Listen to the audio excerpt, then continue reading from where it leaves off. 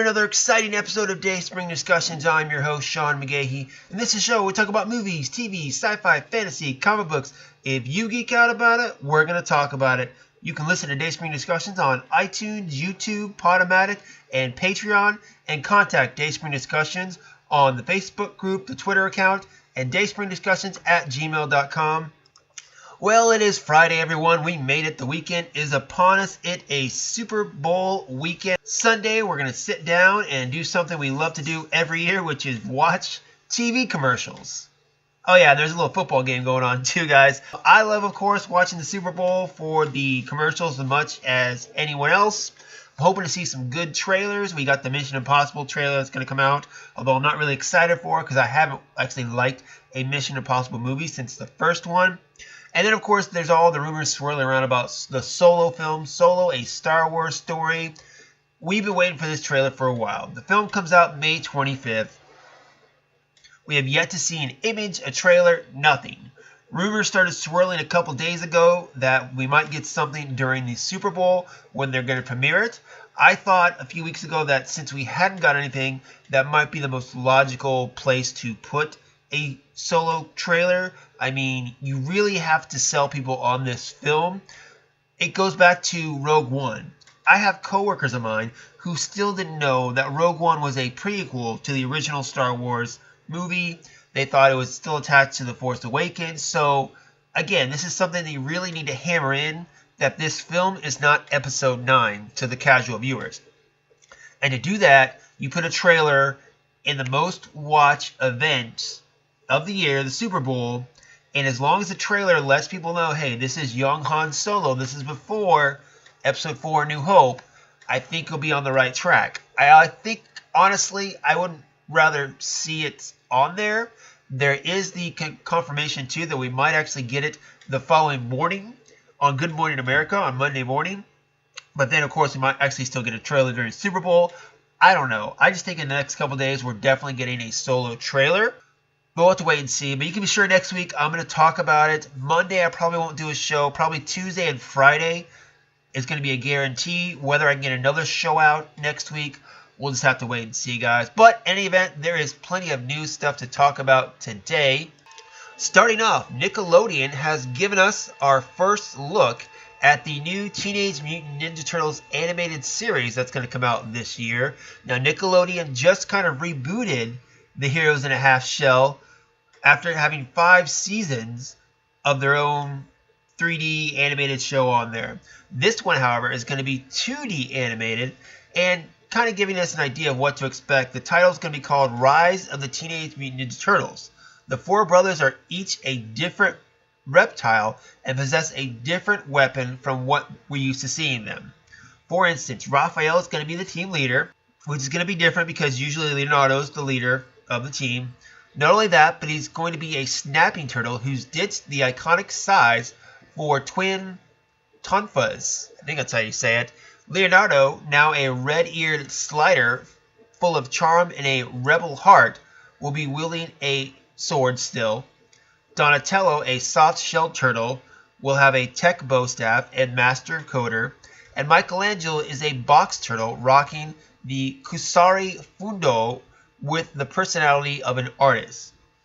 And then, of course, you have April O'Neil will be in there as well, but in the first time in the series' history, she's going to be a young black woman.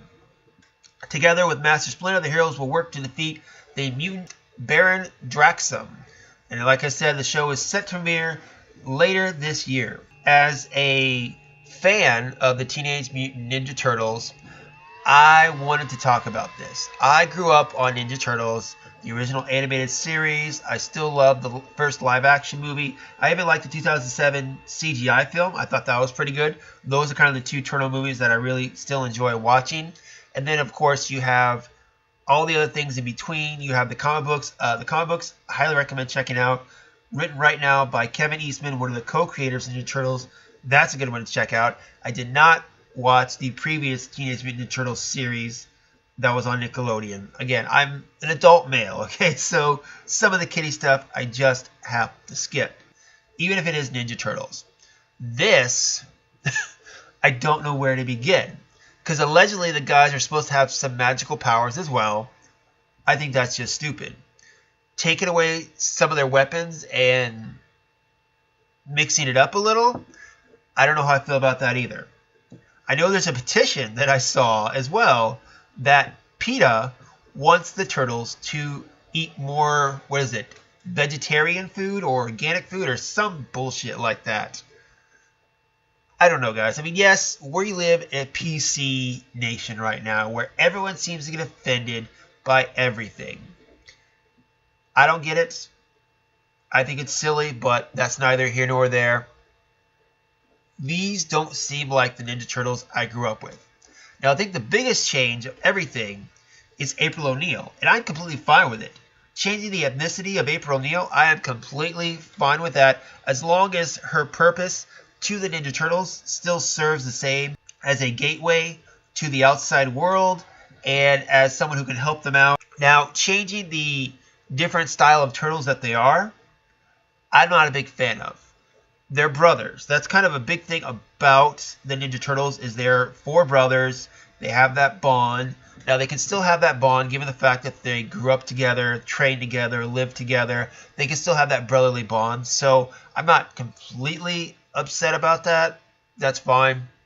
Raphael changing out his weapons. No more sais. I find kind of funny because I just got my pair of sais for Christmas that I've been wanting for years. Why? Because Raphael's my favorite Ninja Turtle. I finally got him. Now they're switching out his weapons, so go figure. Just needless to say, on the surface, this doesn't seem like something I'm going to like. I like the fact that it's going back to 2D. That's cool. The animation style looks a little weird. You know, it looks kind of like a Teen Titans Go animation style, which maybe my daughter will like this. And that's one thing, too. Again, I'm a grown male. I don't like a lot of kiddie cartoons anymore. This is something, though, much like Teen Titans Go, that I can show my daughter and she might like. And it might be a gateway for her to grow up to see the more mature Ninja Turtles. Much like she likes Teen Titans Go, Powerpuff Girls, it's a way that I feel I can be a stepping stone to the more advanced and more mature superhero stuff later on.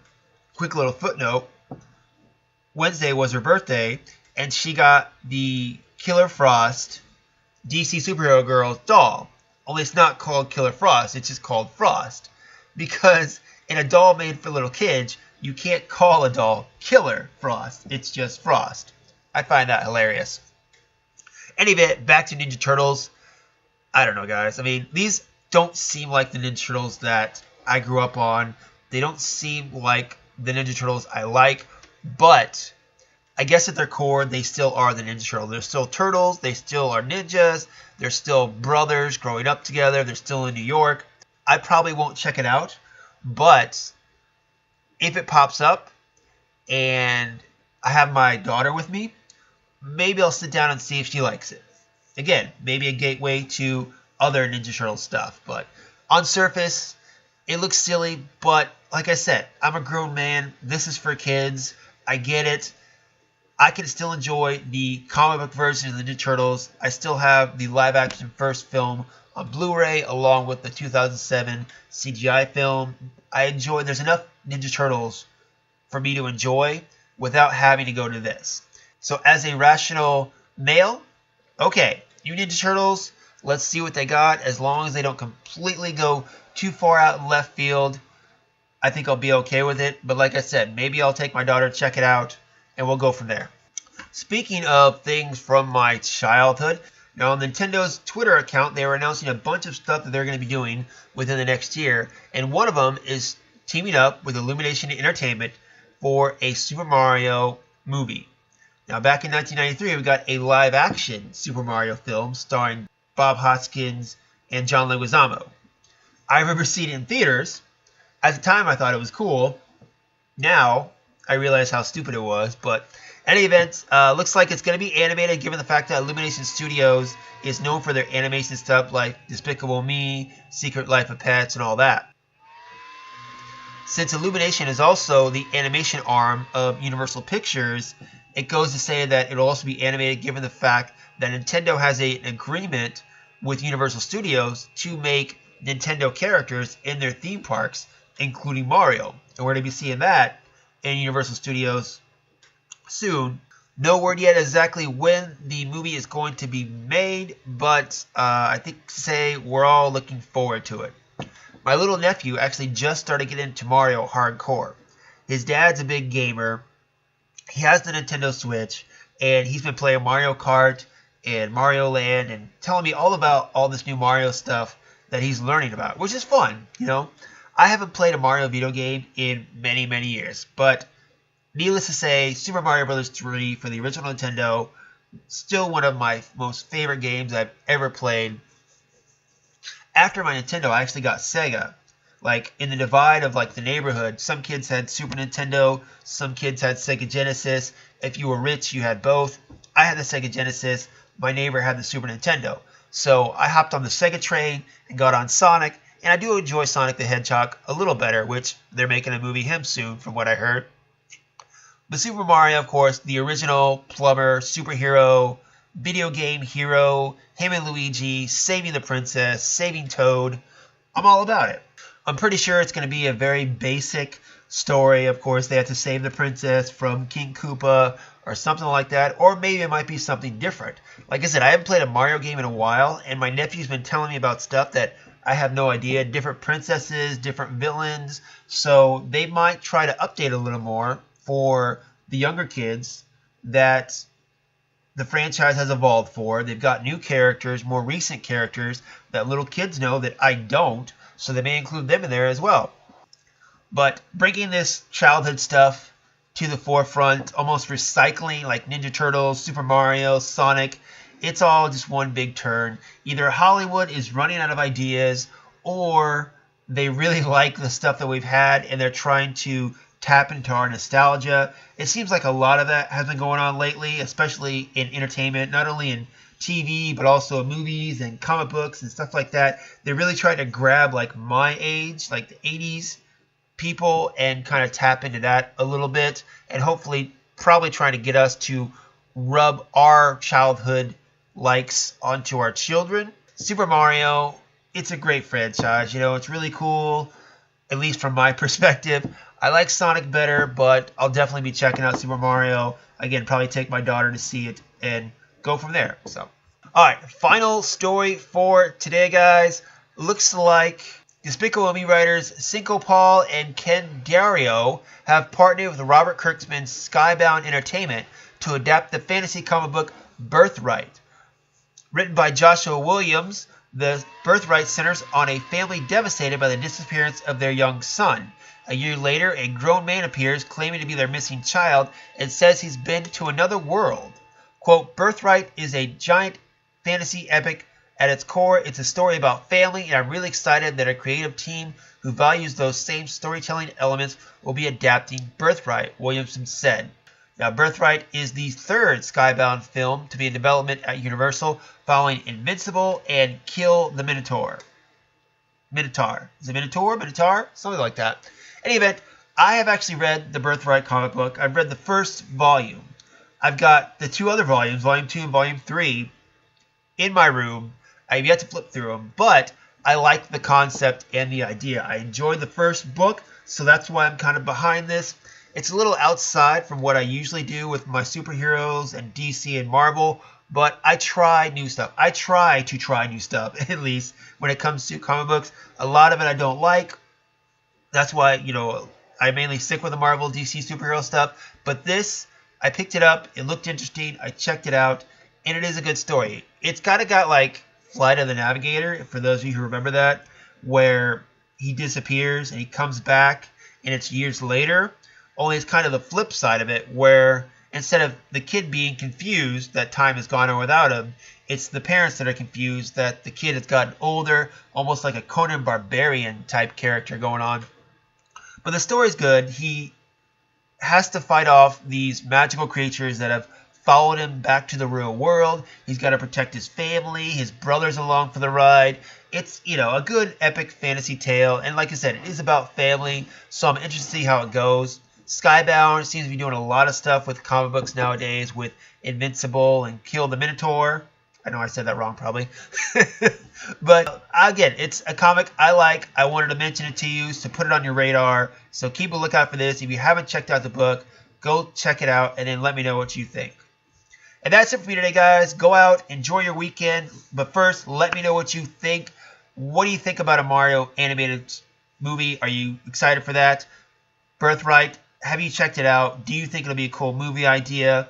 The Ninja Turtles. I'm not a big fan of what they've been doing with the Ninja Turtles on the screen lately. I didn't like the last two movies, although the second one I think was better than the first one. This animated series I'm not too keen on, but again, I'm a guy in his 30s who, watched animated Ninja Turtles when I was 10, and I had all the toys. So I know a franchise has to grow and develop to keep it alive, but I'm not a keen idea on this. I would much rather see something more basic like they're doing in the current comic books. So if you grew up on Ninja Turtles like I did, I recommend checking out the comic books, and then we'll let this be what it is. And then finally, of course, what trailers do you guys want to see at the Super Bowl on Sunday? Are you rooting for the Eagles? Are you rooting for the Patriots? Don't root for the Patriots. They suck. I'm a lifelong Colts fan, so I absolutely hate Tom Brady and the Patriots. So root for the Eagles. I think everyone except Patriots fans are going to do that. But enough about sports. Again, let me know what trailers you're looking forward to. Do you think we're getting the Solo trailer again? Hit me up, guys. The Facebook group, Twitter account, dayspringdiscussions@gmail.com. And, of course, you can find me, Slim Dayspring12, on Twitter and Instagram. And that's it, guys. Like I said, I'll probably be back on Tuesday with some more news. Until then, may the Force be with us all.